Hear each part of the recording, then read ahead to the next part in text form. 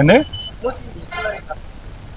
హైదరాబాద్ లో మూసీకి అనుమతి ఇచ్చిందంటే మీకు చూసినట్టయితే హైదరాబాద్ అనేది ఒక ఇంటర్నేషనల్ బ్రాండ్. హైదరాబాద్ని ఒక ఇంటర్నేషనల్ బ్రాండ్గా తీర్చిదిద్దాలని మన ముఖ్యమంత్రి రేవంత్ రెడ్డి గారు పదే పదే చెప్తుంటాడు. మన హైదరాబాద్ ఇమేజ్ని జాతీయ స్థాయిలో అంతర్జాతీయ స్థాయిలో తీర్చిదిద్దాలని చెప్పి ముఖ్యమంత్రి గారు రోజుకు 18 గంటలు పనిచేస్తున్నారు. ఈరోజు హైదరాబాద్ నగరాన్ని విశ్వనగరంగా చేయాలి. హైదరాబాద్లో ఉన్నటువంటి ప్రజలకు అన్ని మౌలిక సదుపాయాలు కల్పిస్తూ హైదరాబాద్ని ఒక గ్రేటెస్ట్ ఇన్ఫ్రాస్ట్రక్చర్ సిటీగా డెవలప్ చేయాలని ఆయన ఎప్పటికప్పుడు కలలు కంటూనే ఉన్నాడు. ఏడొస్తాయండి మూసీ సుందరీకరణ చేస్తే 1000 కోట్లు ఎట్లొస్తాయి? కేటీఆర్ గారికి బుద్ధి ఉండాలేదని మాట్లాడేమో ఎట్లొస్తాయి? ఏ లెక్కలు వస్తాయి? మూసీ సుందరీకరణలో భాగంగా మూసీకి ఆనుకున్నటువంటి ఈ యొక్క మూసీ నదిని ఎట్లయితే ప్రవహిస్తుందో ఆ ప్రవహిస్తున్న ప్రాంతంలో మూసీకి ఆనుకొని ఉన్నటువంటి కొంతమంది పేద ప్రజలు అదేవిధంగా మధ్యతరగతి ప్రజలకు నోటీసులు సర్వ్ చేసి వాళ్ళకు ఆల్టర్నేట్గా ఇంకో ఇల్లు చూపించి ఇల్లును తీసేస్తే వాళ్ళు ఏమన్నా డబ్బులు ఇస్తారా రేవంత్ రెడ్డి గారికి? ఇది కేవలం ఎందుకు చేస్తుందంటే మూసీ సుందరీకరణ అనేది చేస్తే మూసీ లాంటి ఒక మంచి నదిని మనం ప్రవహిస్తే సిటీకి పెట్టుబడులు కానివ్వండి, ఈ యొక్క సిటీని చూసి అంతర్జాతీయ పెట్టుబడులు మన రాష్ట్రానికి వస్తాయనే ఒక ఉద్దేశంతో ఆయన ఈ ప్రయత్నం చేస్తుండు. కానీ ఆ ప్రయత్నంలో భాగంగా ఏ రోజు కూడా పేదలకు అన్యాయం చేయాలన్న సంకల్పంతో లేడు. కానీ కొంతమంది పేదలనే మాస్క్ పెట్టుకొని పేదల రూపంలో కొన్ని అవాకులు చెవాకులు సోషల్ మీడియా ద్వారా ఈ యొక్క మన BRS social media Revanth Reddy గారి మీద ఎప్పటికప్పుడు అవాకులు చెవాకులు చదిపిస్తూనే ఉన్నారు.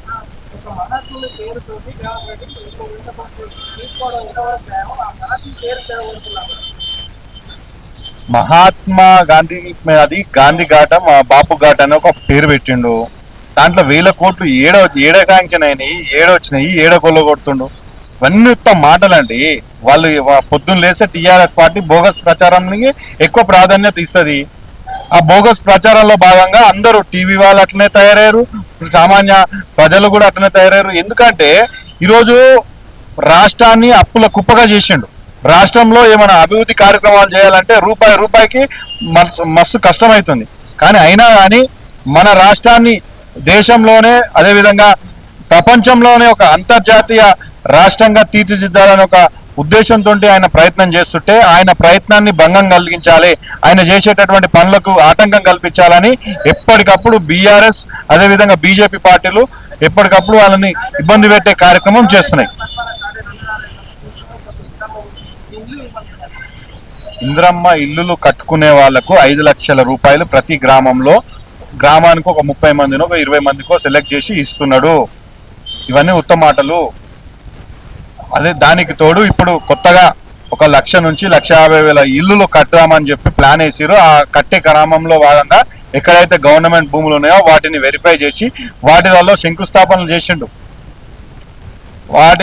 అవి కూడా ఈ 2.5 సంవత్సరాల కాలంలో కంప్లీట్ చేసి పేదలకు, నిజాయితీ గల పేదలకు, ఉత్తుత్త పేదలు కాదు, గతంలో టీఆర్ఎస్ పార్టీ హయాంలో టీఆర్ఎస్ పార్టీ నాయకులు వాళ్ళకు సంబంధించినటువంటి బంధువులకు, వాళ్ళకు సంబంధించినటువంటి డ్రైవర్లకు, వాళ్ళకు వీళ్ళకిచ్చుకోరు. కానీ ఈరోజు పారదర్శకంగా ఎన్ని ఇయ్యాలో అన్నే ఇస్తారని చెప్పి మనవి చేస్తున్నారు.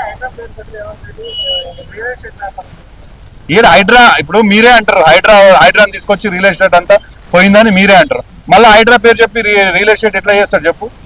హైడ్రా అనేది పార్కు జాగాలు, గవర్నమెంట్ స్థలాలు, అదేవిధంగా ఎవరికైనా ఇబ్బంది పెట్టే కార్యక్రమాలు ఉంటే హైడ్రాకి అప్పచెప్పిండు. హైడ్రా అనేది వాటిని ఎప్పటికప్పుడు పేదలకు ఉపయోగం లేదని ఇప్పుడు ఏదైనా ఫలితాలు మెల్లమెల్లగా వస్తాయి.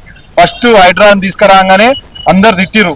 ఇప్పుడు అందరికి అర్థమవుతుంది చెరువులు కుంటలను కాపాడే ప్రక్షాళన హైడ్రా చేస్తుంది, చెరువులను కాపాడుతుంది, కుంటలను కాపాడుతుంది. మొన్న జరిగినటువంటి వర్షంలో గంటల్లో అంతకుముందు వర్షం పడితే 2-3 రోజులు హైదరాబాద్ లో ఇబ్బందులు ఉంటుండే. కానీ గంటల క్లియర్ చేసింది హైడ్రా వల్లనే. ఇది హైడ్రా పుణ్యమే. అది పేదలు కాదంటున్నా కదా, పేదలు కాదు, వివేకానంద మనుషులు.